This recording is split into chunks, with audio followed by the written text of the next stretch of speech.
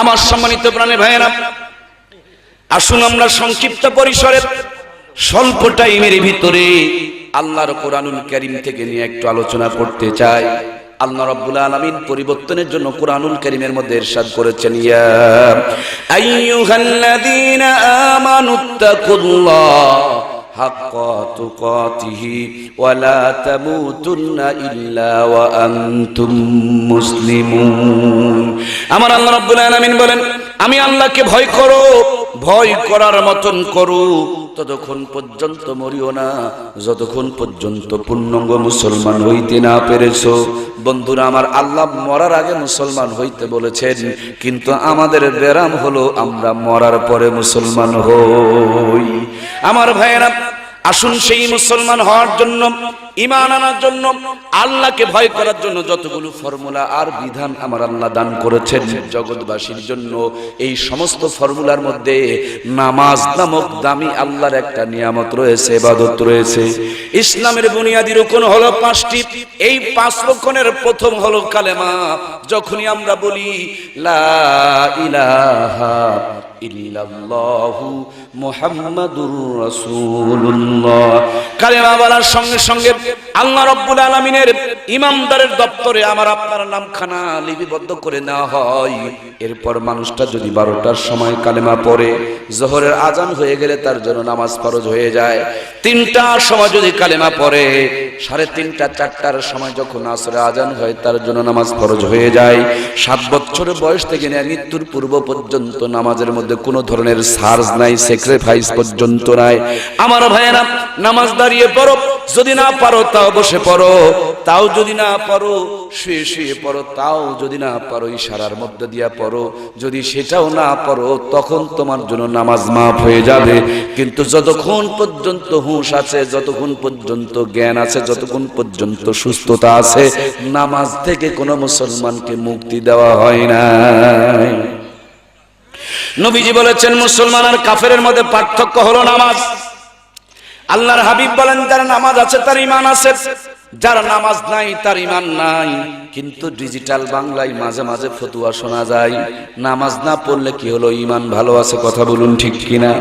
নামাজ তো পড়ে না, এখন নামাজি লোকগুলোকে দেখতেও পারে না। কথা বলুন ঠিক কিনা? সম্মানিত বন্ধুরা আমার, যেই লোক নামাজ পড়ে না, নামাজি লোককে দেখতে পারে না, ওই লোকের মৃত্যুর পর জানাজার নামাজ আবার হয় কিনা? কথা কি বোঝা যায়? যেই লোক নামাজ পড়ে না, নামাজি লোকগুলোকে দেখতেও পর্যন্ত পারে না, মরার পর তার জানাজার নামাজ নিয়ে দৌড়াদৌড়ি শুরু হয়ে যায়। কথা বলুন ঠিক কিনা? আমার ভাইয়েরা, আসল ফরজ আইন এই 5 ওয়াক্ত নামাজ যদি আপনি আদায় করেন, আর মৃত্যুর পর আপনার জানাজার নামাজ যদি মাত্র 3 জন মানুষ আদায় করে, ওই 5 ওয়াক্ত নামাজের হিসাব না হবে কয়জন জানাজার নামাজ পড়িয়েছেন এবং পড়েছেন, এই হিসাব কবরে নেওয়া হবে না। বন্ধুরা আমার, আল্লাহ রাব্বুল আলামিন এই জগৎবাসীকে যতগুলো নিয়ামত দান করেছেন, যতগুলো আল্লাহর পক্ষ থেকে উপহার এসেছে, সবচেয়ে দামি নিয়ামতের নাম হলো নামাজ। নামাজ আমাদের জন্য বিরক্তি নয়, নামাজ আমাদের জন্য কষ্ট নয়, নামাজ আমাদের জন্য অশান্তির কোনো বিধান নয়।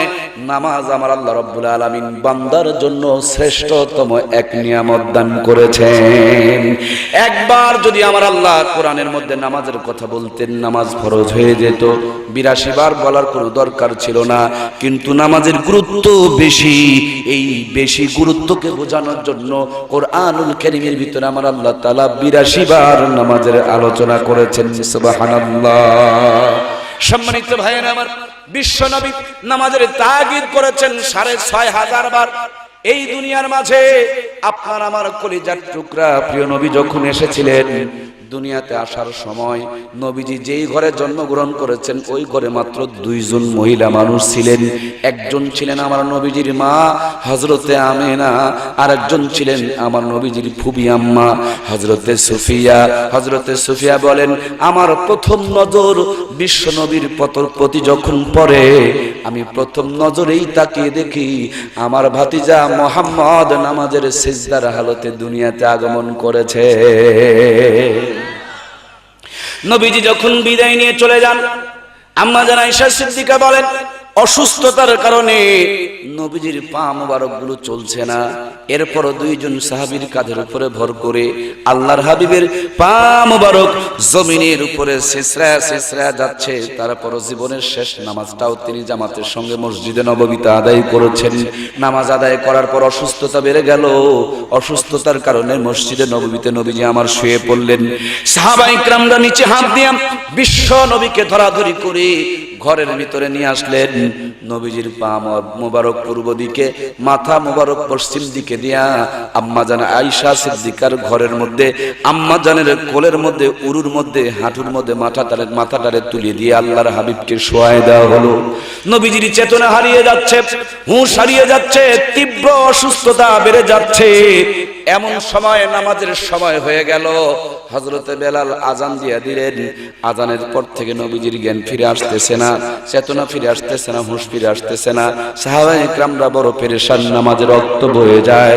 পরামর্শ করে হযরতে আবু বকরকে ইমাম বানায়া নামাজে দাঁড়ায়া প্রথম যেই তাকবীর বলা হয়, এই তাকবীরের নাম হলো তাকবীরে তাহরিমা।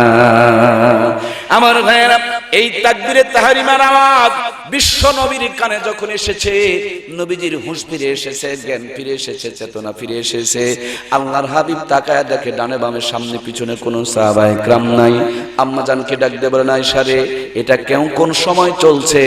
আমার আদরের কলিজার টুকরা সাহাবায়ে কেরামরা কোথায় গিয়েছে? আম্মা জান ডাক দিয়ে বলেন, নবীজি গো, আপনি অচেতন ছিলেন, আপনার জ্ঞান ছিল না, সেই জন্য আপনার সাহাবায়ে কেরামরা নামাজের সময় বয়ে যাচ্ছিল। পরামর্শ করে আমার আব্বু আবু বকরকে ইমাম বানায়া সমস্ত সাহাবায়ে কেরামরা পিছনের দিকে নামাজ আদায় করছে। সুবহানাল্লাহ। নামাজের কথা শোনা মাত্র বিশ্ব নবী জলদি করে উঠতে চাইলেন, ছটফট করে উঠতে চাইলেন, ধরফর করে গিয়া নামাজের জামাতের মধ্যে দাঁড়ানোর জন্য চেষ্টা করলেন। কিন্তু শরীরটা এতই খারাপ, এত দুর্বল, এত অসুস্থ, নবী আমার উঠতে পারছে না, বসতেও পারছেন না। হামা গুড়ি দিয়া কাছেই মসজিদে নববী জামাতের মধ্যে শামিল হবে, এরকম পর্যন্ত নবী আমার শক্তি পাচ্ছেন না। আম্মা জান আয়েশা সিদ্দিকাকে ডাক দিয়ে বলেন, ওগো আয়েশা, জানালার পর্দাটা টান দাও, আমার মাথার নিচে হাত দিয়া মাথাটার একটু উঁচু করে ধরো। জীবনের শেষ নামাজ হয়তোবা আর জামাতের মধ্যে যাইতে পারবো না, যদিও নামাজ পড়তে পারবো না, কিন্তু নামাজের দৃশ্যটুকু দেখে যেন দুনিয়া থেকে বিদায় নিতে পারি। আম্মা জান আয়েশা সিদ্দিকা বলেন, আমি আমার জানালার পর্দা টান দিলাম, নবীজির মাথার নিচে হাত দিয়া মাথা মুবারককে উঁচু করে ধরলাম। আল্লাহর হাবিব অপলক দৃষ্টিতে অবুঝ বাচ্চার মতন নামাজের দিকে ফেল করে তাকিয়ে রয়েছেন।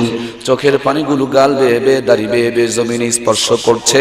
আম্মাজান দেখেন কিছুক্ষণ পর নবীজি ঘাড়ি মুড়ি ছেড়ে দিয়েছেন, আবার নবীজির মাথা মুবারককে কোলের মধ্যে তুলে নিয়েছেন। আঁচলের কোনা দিয়া বারবার বিশ্ব নবীর চোখের পানিগুলো মুছে দিচ্ছিলেন, কিন্তু কোনো ক্রমে নবীজির চোখের পানিগুলো তারা মুছে বাদ মানাইতে পারছিলেন না।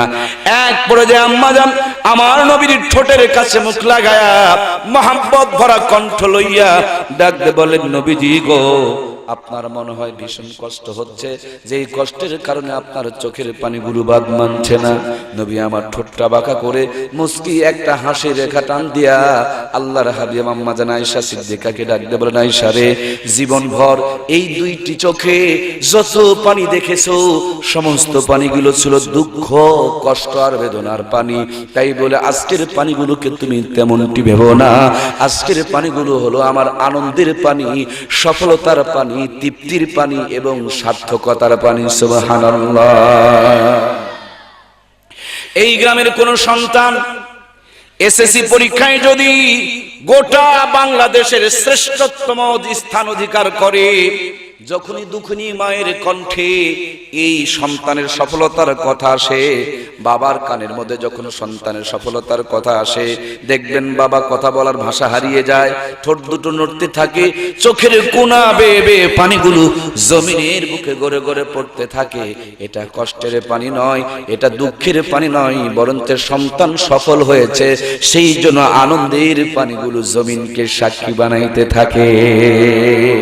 আমার নবী ডাক দিয়ে বলেন, আয়েশা রে, যেই নামাজের জন্য দুনিয়াতে আমি এসেছি, যেই নামাজকে প্রতিষ্ঠিত করার জন্য অসংখ্য কলিজার টুকরা আদরের সাহাবায়ে কেরামকে হারিয়ে ফেলেছি, যেই নামাজের জন্য তায়েফের ময়দানে গিয়া রক্ত ঝরিয়েছি, যেই নামাজের জন্য উহুদের প্রান্তরে দাঁত ভেঙেছি, আজ সেই নামাজ, যেই নামাজ উপহার দেওয়ার জন্য আল্লাহ রাব্বুল আলামিন আরশে আজিমে নিয়া 27 বছর দুনিয়ার সব গতিপথ বন্ধ করে দিয়া আমি আল্লাহর হাবিবকে সব কিছু দেখায়া বিদায় লগ্নে যেই নামাজের উপহার দিয়েছিলেন আমার আল্লাহ, আমি এখন চলে যাব, যাওয়ার পূর্বে আমার সব উম্মতগুলোকে নামাজের মধ্যে দেখেছি, আর নামাজের দৃশ্য দেখে আমার হৃদয়টা, আমার কলিজাটা, আমার আত্মাটা ভরে গিয়েছে। এই জন্য কষ্টের পানি নয়, আনন্দের পানিগুলো আল্লাহর জমিনকে সাক্ষী বানাইতেছে। ভাইয়েরা আমার, সেই উম্মত এখন নামাজ পড়ে না, নামাজের ধার পর্যন্ত ধারে না, নামাজি লোকগুলোকে দেখতেও পারে না। নামাজ তো পড়ে না, নামাজ সম্বন্ধে উল্টা পাল্টা মন্তব্য করে। নামাজ যারা পড়ে তারাই নাকি বেশি খারাপ।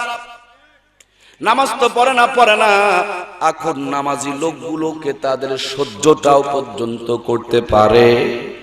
যখনই আবার মরে যায়, নামাজি লোকের ঘাড়ের মধ্যে চড়ে আবার জান্নাত দখল করার পরিকল্পনাও করে।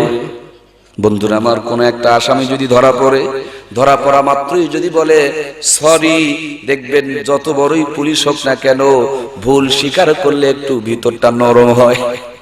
বলে এই বেটা চোর হইলেও ভদ্র চোর, সরি বলছে, তার মানে সে ভুল স্বীকার করছে। ধরা পড়ার পর নগদ কিছু বসান উত্তম মাধ্যম হয় কিনা? ভুল স্বীকার করলে নগদ বসান থেকে মুক্তি পেয়ে যাবে, ভাববে পরবর্তীতে কি হবে সেটা পরের ব্যাপার, যেহেতু ভুল স্বীকার করেছে নগদ বসান থেকে তারে মুক্তি দেয়া দাও। কিন্তু ধরা পড়া মাত্র যদি চোখ দুইটা গরম করে পুলিশকেই উল্টা হুমকি দেয়া বলে, বেটা পুলিশ তুই কি আমারে চেনস? পুলিশ কয় সর্বনাশ, এত বড় জারি দিয়েছে, না জানি কোন নেতা হইতে পারে। জিজ্ঞেস করে কে আপনি? এই আল্লাহর বান্দা বাঁচার তাগিদে অনেক বড় একটা পরিচয় দিয়েছে, বলে আমি প্রধানমন্ত্রীর চাচা। আমাদের প্রধানমন্ত্রীর চাচা কি বেঁচে আছে? ভাইয়েরা আমার, বেঁচে নাই। আল্লাহর বান্দা বাঁচার তাগিদে মিথ্যা পরিচয় দিয়ে ছাড়ছে, বলে আমি প্রধানমন্ত্রীর চাচা। পুলিশ চিন্তা করে, নরমাল নেতার পিছনে যদি 50টা 60টা করে চামচা থাকে, এত বড় ভিআইপি মানের নেতা, তার মানে 500 চামচা পিছনে থাকার কথা ছিল। কথা বলুন ঠিক কিনা? নরমাল মানুষের চেহারার মধ্যে নানান ধরনের অবস্থান দেখা যায়।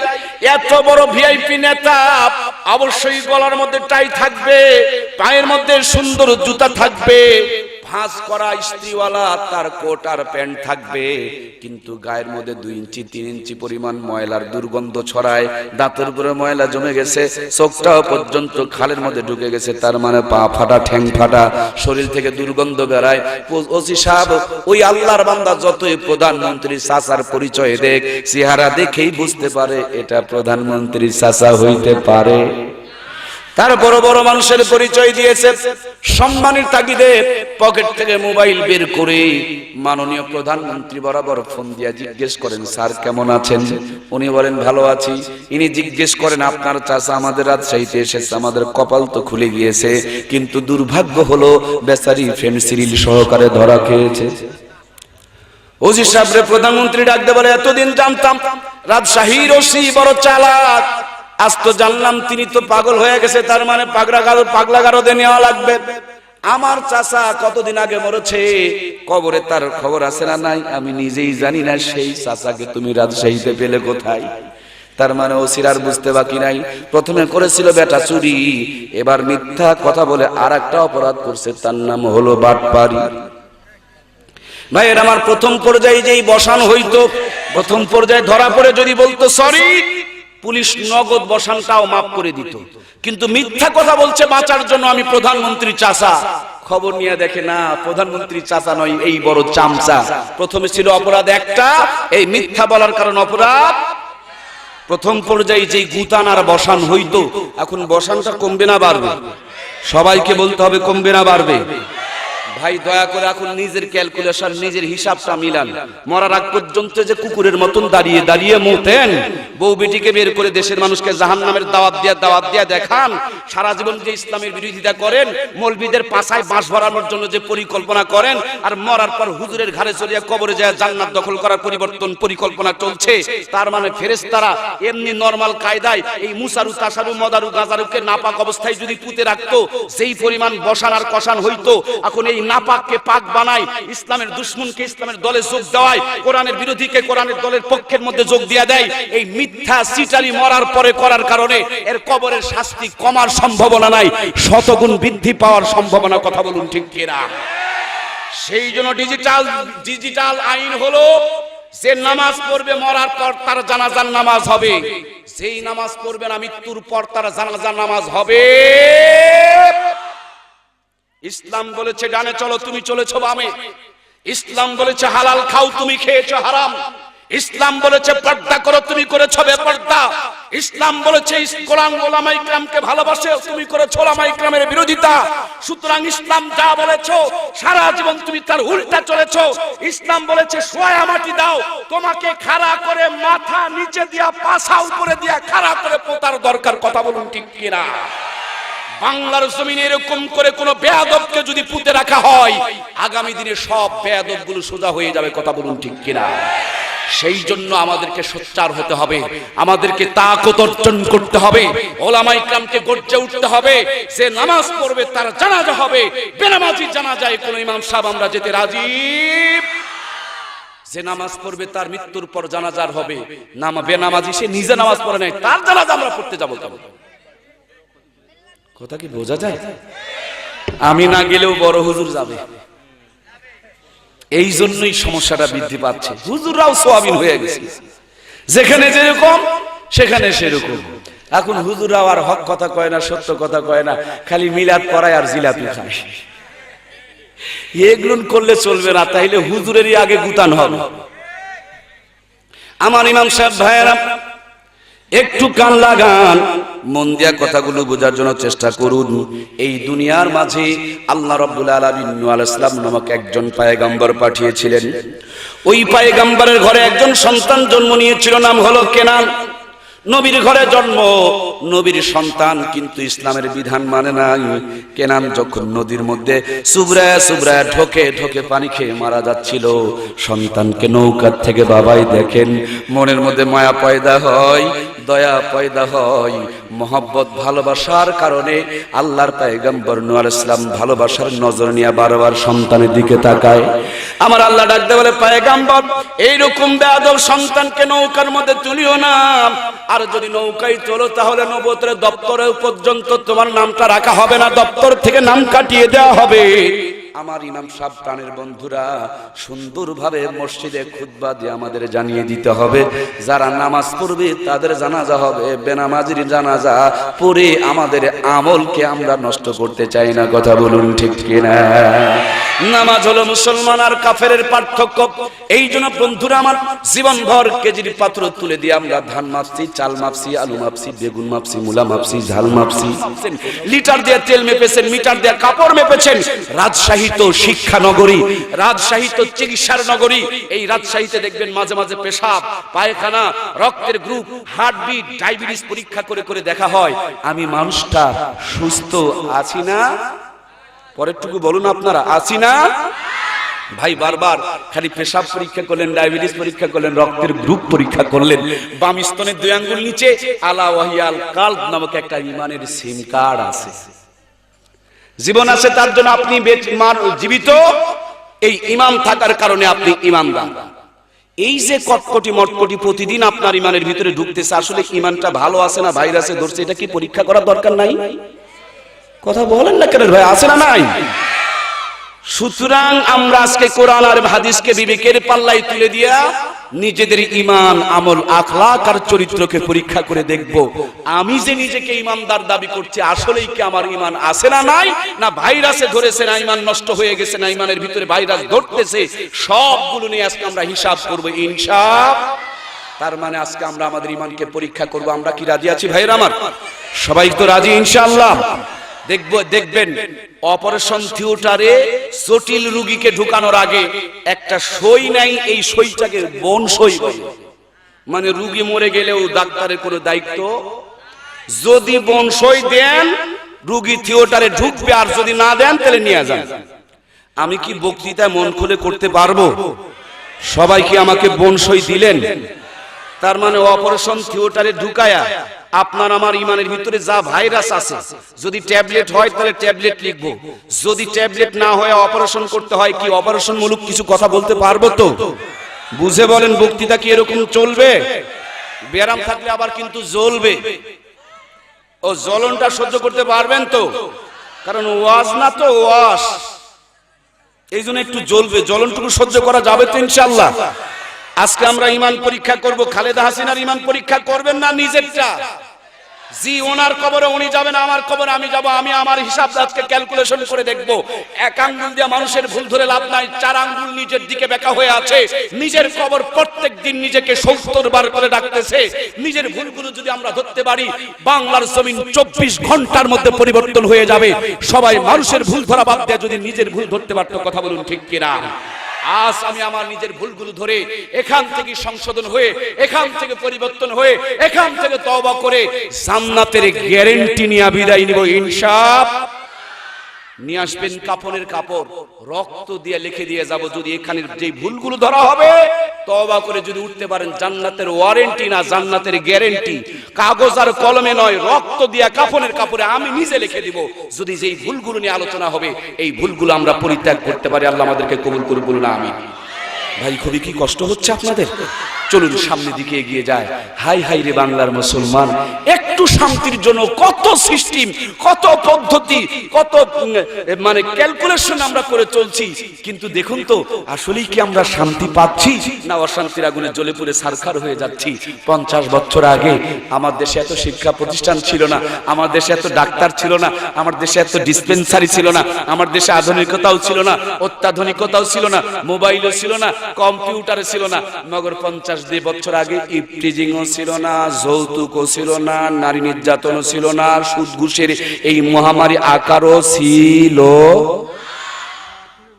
শান্তির জন্য যত চেষ্টা করি আমরা, অশান্তির আগুনে দাও দাও করে জ্বলে পুড়ে মরি আমরা। এর পিছনে কারণ কি? প্রাণের ভাইয়েরা, একটু কান লাগায়, একটু মন লাগায়, একটু দিল লাগায়, একটু হৃদয় দিয়ে বোঝার চেষ্টা করি। স্বাধীনতার 47 বছরের ভিতরে এই বাংলার মানুষগুলোকে শান্তি দেওয়ার জন্য মরহুম শেখ মুজিবুর রহমান তার জীবনকে বিলিয়ে দিয়েছেন। শহীদ প্রেসিডেন্ট জিয়াউর রহমান তার আত্মকে উৎসর্গ করে দিয়েছেন। হুসাইন মোহাম্মদের চাচা জীবনের সন্ধ্যাবেলায় এখনো পর্যন্ত দেশের মানুষকে শান্তি দেওয়ার জন্য নানান গান আর কবিতা গাই, কথা বলুন ঠিক কিনা? মাঝে মাঝে অসুস্থ হয়ে হাসপাতালে যাই, একটু যদি সুস্থতা পাই, ডিগবাজি দিয়া দৌড়ে সেনাঙ্গুলের মুঠা ধরে দেশের মানুষকে শান্তি দিতে চায়। চাচা যখন অনুপস্থিত থাকে, তখন চাচি আবার নাঙ্গলের হাল ধরে। এখন তো ডিজিটাল জামানা, ভিতরের কথা আর মানুষকে বলা যায় না। প্রধানমন্ত্রী বিরোধী দলের নেত্রী 2 জনই ছিল মহিলা, একটাই মাত্র বুড়া চাচা ছিল পুরুষ মানুষ। এখন চাচারেও গুতা দিয়া চাচিটাও নাঙ্গলের মুঠা ধরেছে। তার মানে রৌশন এরশাদ চাচিও পর্যন্ত দেশের মানুষের শান্তির জন্য চেষ্টা করছে, কথা বলুন ঠিক কিনা? এদেশের মানুষগুলোকে শান্তি দেওয়ার জন্য আমরা হাইব্রিড ধান আমদানি করেছি, হাইব্রিড মাছ আমদানি করেছি, মোবাইল আমদানি করেছি, কম্পিউটার আমদানি করেছি। আধুনিকতা, অত্যাধুনিকতার যুক্তি আর প্রযুক্তি ব্যবহার করছি। একদিন এই দেশকে আমরা এক দল দিয়ে রাজনীতি করতাম, যখন দেশের মানুষকে শান্তি দিতে পারি নাই 4 দলের ঐক্যজোট বানিয়েছিলাম। 4 দল দিয়েও যখন পারি নাই, তখন 14 দলের মহাজোট বানিয়েছিলাম। 14 দল দিয়ে পারছেন কিনা সেগুলো আমি বলতে যাব না।